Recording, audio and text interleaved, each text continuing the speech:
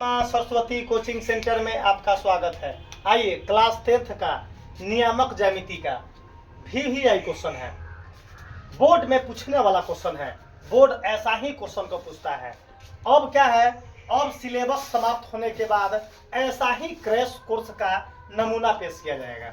हर एक टॉपिक का केवल पूछने वाला क्वेश्चन, बाकी क्वेश्चन को कोठी के कन्हा पर डाल दिया जाएगा। आइए क्वेश्चन को क्या कहता है कि उस मध्य बिंदु का निर्देशांक ज्ञात करें जिनका निर्देशांक इतना तथा इतना है। याद करो, देखो बुआ, मध्य बिंदु का निर्देशांक यहाँ हम आपको बढ़िया से सिखाए थे बुआ, याद कीजिएगा। मध्य बिंदु का निर्देशांक ज्ञात करने के लिए अमन भाई सबसे पहले मध्य बिंदु का सूत्र चाहिए।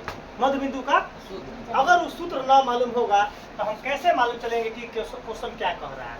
याद कीजिएगा, मध्य बिंदु का सूत्र सबसे पहले पहला काम क्या करेंगे, रफ में लिखेंगे मध्य बिंदु सूत्र। देखिएगा मध्य बिंदु सूत्र, देखिएगा अमन भाई मध्य बिंदु सूत्र क्या होता है।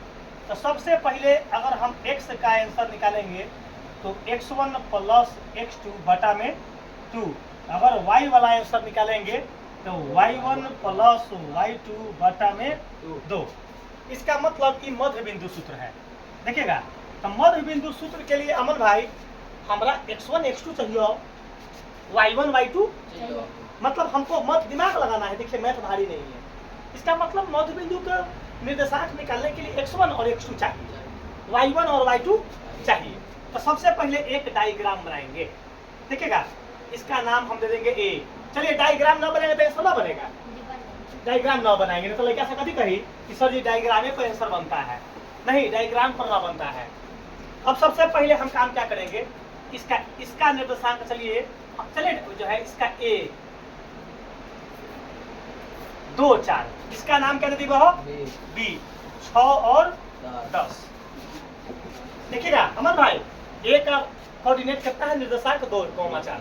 B का निर्देशांक 6, A से पहिलका से निकलता है x1, y1 और दूसरका से निकलता है x2, y2। इतना आपको दिमाग में रखना है, इतना आपको मतलब ये दिमाग बहुत लड़का क्या करता है, x1 x2 कर देता है, y1 y2 कर देता है, बस आपका आंसर तहस नहस हो जाएगा।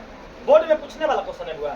ऐसा ही क्वेश्चन बार बार जब आपका सिलेबस समाप्त के कगार पर है तो होगा, तो हर एक चैप्टर का कंटेंट खाली बताएंगे क्रैश कोर्स में। पर डे यही पर डे ऐसा के पढ़ाई, तब ना बोले हैं कि 90 95 और सबको उठवा देंगे 95। 90 तो जनरल लड़का उठा देता है अपने यहाँ, 95 हर एक लड़का को उठवा देना है।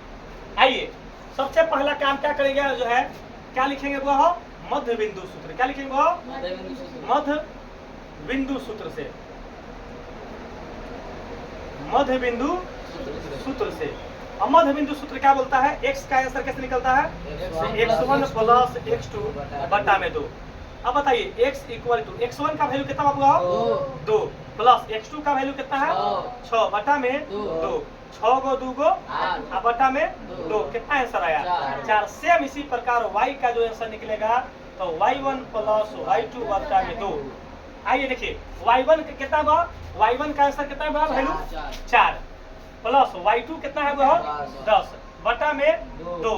10 को 4 को बटा में काट कर कितना आया 7। अब लिखेंगे वो आपका जो फाइनल आंसर आया मध्य बिंदु का x, y, यही ना वो क्या आएगा 2 4, 4,